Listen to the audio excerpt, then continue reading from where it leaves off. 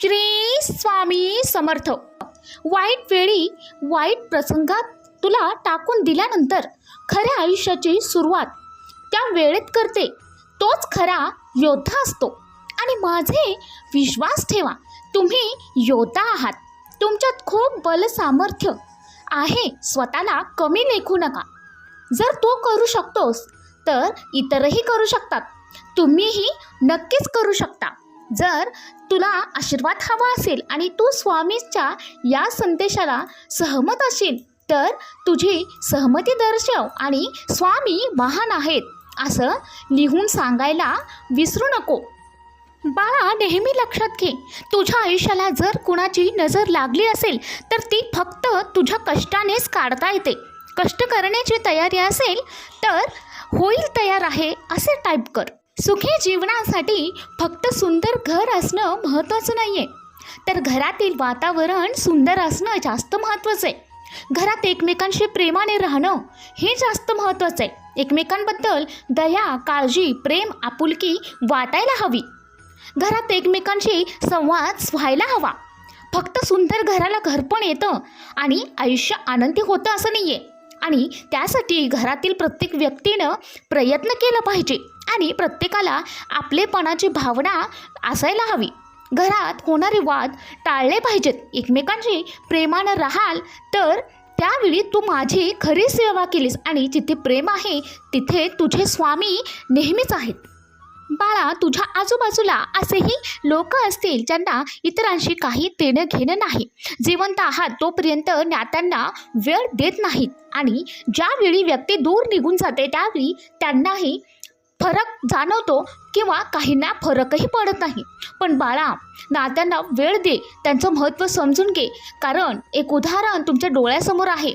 ताजमहाल जगानं पाहिले पण ते मुमताजनं पाहिलेलं नाही आहे. कारण जिच्या स्मरणात ते बांधलं गेलं, निर्माण केलं गेलं, पण साक्षात तिलाच ते बघता आलं नाही, त्याचा आनंद घेता आला नाही.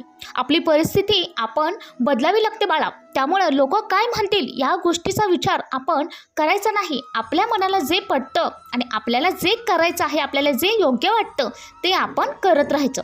समजूतदारपणा आणि शांतता हे तुझ्या आयुष्यात नाही आहे, तर आयुष्यात आलेल्या अनुभवावर तू अवलंबून असतोस. आणि जर का तुम्ही तुमच्या आयुष्यात आलेल्या अनुभवांवरून काही शिकला नाहीत आणि स्वतःमध्ये बदल केले नाहीत तर तसे अनुभव आयुष्यात येतच राहतील. स्वतःमध्ये परिवर्तन करा, म्हणजे तुमच्या आयुष्यामध्ये नक्कीच परिवर्तन होईल. आणि ही गोष्ट नेहमी लक्षात घे, चेहऱ्यावरती सुंदर हसत आहे आणि कुणालाही न दुखावता जगणं. अपेक्षा सुंदर ठेव, कुठलंही दुसरं कर्म नाही आहे. आणि ज्याला हे समजलं त्याला दुसरं कुठलंही पुण्य करण्याची गरज नाही. जे शेवटपर्यंत ऐकल्याबद्दल धन्यवाद बाळा. आशा करतो असेल ते तुझ्या जीवनात परिवर्तन घडून आणतील आणि शेवटी तुझ्या सर्वांच्या चांगल्या इच्छा, मनोकामना स्वामी नक्कीच पूर्ण करतील. माझा आशीर्वाद प्राप्त करून घेण्यासाठी स्वीकार आहे असे टाईप करा. तुमचे मन मोकळे करा आणि या अद्भुत आशीर्वादांचे स्वागत करा. तुमची काळजी घेतली जात आहे यावर विश्वास ठेवा आणि तुम्हाला तुमच्या कल्याणासाठी आवश्यक असलेली प्रत्येक गोष्ट आता मिळणार आहे. तुमची काळजी आणि तुमचं प्रेम हे नेहमीच स्वामी जाणून आहेत. त्यामुळे स्वामी नेहमी तुमच्यासोबत आहेत. विश्वास ठेवा बाळा आणि कार्य करत राहा. तुमच्या केलेल्या प्रत्येक कृतीबद्दल तुम्हाला जर जाणीव असेल आणि चुकीच्या कृतीचे पश्चाताप असेल आणि त्यामुळे तुम्ही स्वतःमध्ये सुधारणा घडवून बदल करण्याचा प्रयत्न करत असाल तर तुम्ही योग्य मार्गावर आहात हे नेहमी लक्षात घे. कारण तुमचे जीवन आता सकारात्मक जीवनाकडे वळणार आहे हे जाणून घ्या. तुमच्या कष्टाचे दिवस आता संपलेले आहेत. परमात्म्याकडे तुमच्यासाठी एक भविष्यकाळ आहे जिथे कुणीतरी खरा माणूस तुमच्या आयुष्यात येईल आणि त्यामुळं तुमच्यासाठी जे काही आहे ते तुम्हाला मिळणार आहे. यावरती विश्वास ठेवून कल्पना करा की प्रेमाची टोपी तुमची संपत्ती, अपार प्रसिद्धीच्या पलीकडे तुम्ही खरोखर आता जाणार आहात.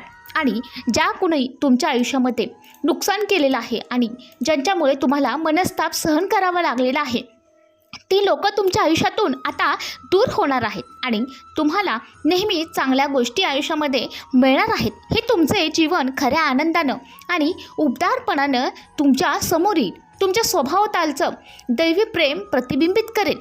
हे प्रेम तुमच्या आत्म्याचं पालनपोषण करेल आणि तुम्हाला जीवनाचा खरा आनंद देईल. अहंकार ही खूप वाईट गोष्ट आहे बाळा. जो सोबत घेऊन चालतो त्याचा विनाश नेहमीच चुकीच्या गोष्टीने होत असतो. त्याला कधीही चांगला मार्ग दिसत नाही आणि त्याचा नेहमीही त्याच्यासोबत वाईट गोष्टी घडतात आणि त्याचे परिणामही वाईट भोगावे लागतात.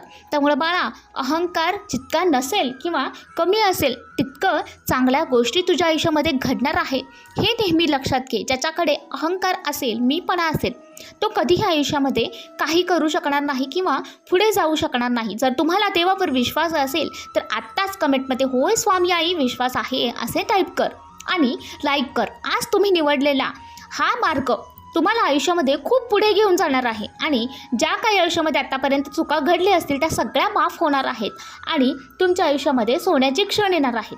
मला आतापर्यंत जितके काही तू अनुभवला आहेस, सहन केलेला आहेस आणि अजूनही तुझा झगडण्याचा प्रवास चालू आहे, तर तो प्रवास आता कुठेतरी शांत होणार आहे आणि चांगला मार्ग तुला सापडणार आहे. तुम्ही देवाला प्रार्थना करता, देव तुमची प्रार्थना ऐकत आहे. संकटासमयी देवांनी तुम्हाला नेहमी सामर्थ्य दिलेलं आहे लढण्याचं आणि पाठीशी घातलेलं आहे. प्रत्येक चूक देवाने पाठीशी घातलेली आहे आणि त्याच्यातून तुम्हाला सावरलेलं आहे हे तुम्ही नेहमी लक्षात घ्या. त्यामुळं संकटकाळी देवावरती श्रद्धा ठेवून नेहमी तुमचं कार्य करत राहा. मग बघा तुमच्या आयुष्यामध्ये कसा बदल घडतो. आयुष्यात येणाऱ्या संकटांना घाबरून काही होत नाही, कारण ते येणारं संकट एक शिक्षकाप्रमाणे येत असतात. तुम्हाला यश, अपयश आणि कोण कसं आहे हे शिकवून जात असतं. त्यामुळे बाळा, अपयशामधून तुम्हाला खूप काही शिकायचं आहे आणि तुमच्या आयुष्याची उंची नव्याने तुम्हाला गाठायची आहे हे नेहमी लक्षात घे. तुमच्या जीवनात तुम्ही फक्त महत्त्वाच्या गोष्टींकडे लक्ष द्या. तुम्ही भिवून जाऊ नका आणि नेहमी स्वामी तुमच्या पाठीशी आहेतच. मग शत्रू तुमचं काही बिघडवू शकत नाहीत, कारण देव तुमच्यासोबत आहेत. मग तुमच्या जवळचे असोत किंवा बाहेरचे, ते तुम्हाला काहीही इजा पोहोचू शकणार नाहीत किंवा तुमचं नुकसानही करू शकणार नाहीत. त्यामुळं बाळा, नेहमी संयम ठेवून आणि विश्वास ठेवून, स्वतःवर आत्मविश्वास ठेवून धैर्याने प्रत्येक गोष्टीला सामोरे जा आणि कार्य करत राहा. मग बघ, नेहमीच तू यशाची उंची पोहोचत राहील आणि नेहमीच तुझ्या ध्येयापर्यंत तू पोहोचत राहशील.